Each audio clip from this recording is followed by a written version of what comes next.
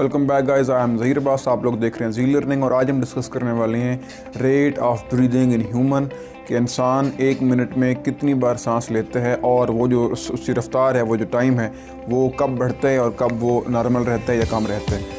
सबसे पहले आप काउंट करें कि आप 1 मिनट में सांस कितनी बार लेते हैं। उसका तरीक़ाकार क्या होता है, आप अपना ये वाला हाथ या ये वाला हाथ अपने नेज़ल कैविटी के सामने रखते हैं और आप नाक से इनहेल और एक्सहेल करते हैं। तो फिर आप जब जितनी बार आपका वो जो हवा यहाँ पे टकराएगी उतनी बार आप काउंट कर लेंगे 1 मिनट में। चलें काउंट करते हैं। ओके, तो ये राउंड अबाउट 1 मिनट में आप सांस लेते हैं round about 18 times per minute. ये जो आम तौर पे आपका सांस लेने की रफ्तार होती है 16, 17, 18, 19 और 20, 16 से 20 टाइम्स पर मिनट आप सांस लेते हैं। आपका सांस लेने का ब्रीदिंग का ये रेट होता है। अब हम देखते हैं कि ये चेंज कब होता है। इससे पहले आपको एक क्वेश्चन माइंड में सोचना चाहिए कि हम ऑक्सीजन या हम सांस क्यों लेते हैं। हम सांस क्यों लेते हैं ताकि हम ऑक्सीजन लेके जाएं अंदर। हम ऑक्सीजन लेके क्यों जाना चाहते हैं, क्योंकि ऑक्सीजन हमारे सेल्स तक पहुंचती है, वहाँ पे इस्तेमाल होती है। किस काम के लिए इस्तेमाल होती है, हमारे सेल्स के पास खुराक प्रेजेंट होती है, वहाँ पे फूड प्रेजेंट होती है। उस फूड को हमने तोड़ के एनर्जी लेनी होती है। फूड का मेन मकसद यही होता है कि आप उस फूड से एनर्जी निकालें और उसको बॉडी के अंदर यूज़ करें।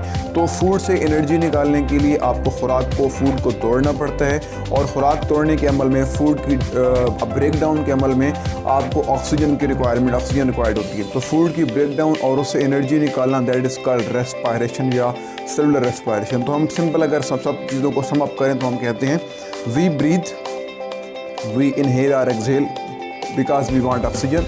And why we want oxygen? Because we need it for the respiration. We need oxygen for getting energy at cellular level. हम सेल्स के अंदर एनर्जी निकालने के लिए ऑक्सीजन को यूज़ करते हैं। अब जब कभी आप ज़्यादा काम कर रहे होते हैं, आप हार्ड वर्क कर रहे हैं, आप कोई एक्सरसाइज कर रहे हैं, आप भाग रहे हैं या कोई और ऐसा काम कर रहे हैं जिसके अंदर आपको ज़ोर ज़्यादा लगाना पड़ रहा है, आपकी एनर्जी ज़्यादा सर्फ हो रही है, अब एनर्जी की डिमांड बढ़ेगी तो डेफिनेटली आपको फूड की ब्रेक डाउन भी बढ़ानी पड़ेगी। आपको जल्दी फूड की ब्रेक डाउन करनी पड़ेगी और फूड की ब्रेक डाउन का रेट बढ़ाने के लिए आपको ऑक्सीजन भी ज़्यादा मिकदार में चाहिए होती है। तो जब कभी भी आप हार्ड काम करते हैं, एक्सरसाइज करते हैं, आपको एनर्जी की डिमांड बढ़ती है बॉडी के अंदर, तो साथ ही आपकी ऑक्सीजन की डिमांड भी बढ़ जाती है। कि मतलब आप ऑक्सीजन ज़्यादा अंदर लेके जाना चाहेंगे, आपका सांस लेने का अमल तेज़ हो जाएगा। लेकिन ये एक सेकेंडरी काज है। जो प्राइमरी काज है वो हम देखते हैं।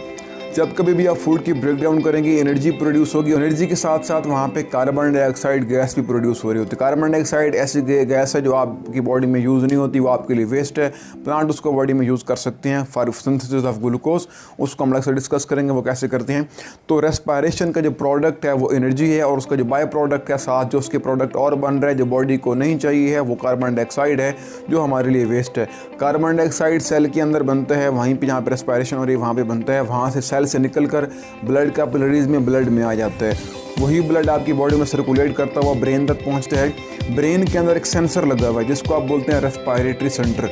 वो जो रेस्पायरेटरी सेंटर ब्रेन के अंदर है वो उस ब्लड को देखता है कि उसके अंदर कितनी अमाउंट में कार्बन डाइऑक्साइड आ रही है और कितनी अमाउंट में होनी चाहिए। कार्बन डाइऑक्साइड का लेवल इंक्रीज़ कर रहा है या वो उस लेवल को मेंटेन कर रहा है ब्लड जिसमें होना चाहिए। जब कभी भी आपकी एक्सरसाइज बढ़ेगी, आपकी रेस्पायरेशन बढ़ेगी, आपकी एनर्जी की डिमांड बढ़ेगी, फूड को ज़्यादा तोड़ेंगे, फूड को आप ज़्यादा तोड़ेंगे, फूड को ज़्यादा तोड़ने से वहाँ पे कार्बन डाइऑक्साइड ज़्यादा प्रोड्यूस होगी और कार्बन डाइऑक्साइड ज़्यादा ब्लड में आएगी। और जब ब्लड ब्रेन से पास आउट होगा, जब वहाँ पे रेस्पिरेटरी सेंटर से वो पास करेगा, तो वहाँ पे उसको आइडिया हो जाएगा ब्रेन को कि कार्बन डाइऑक्साइड की अमाउंट बढ़ रही है ब्लड में।